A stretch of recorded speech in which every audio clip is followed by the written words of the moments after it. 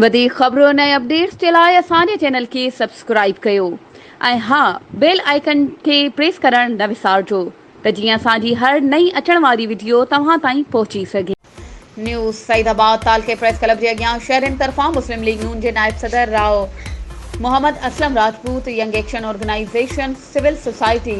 जी अॻवानी में सुई गैस जी डिघी लोड शेडिंग जे ख़िलाफ़ एतिजाजी मुज़ाहिरो कयो वियो।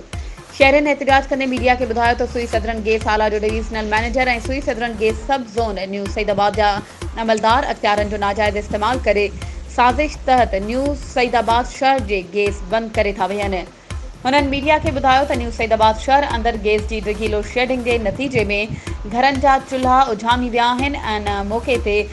मिली मुस्लिम लीग जो अॻवान कमर बलोच, शीराज़ मेमन, यासीन कीरियो ऐं शहरनि जो वॾो तइदाद एहतिजाजी मुज़ाहिरे में मौजूदु हो।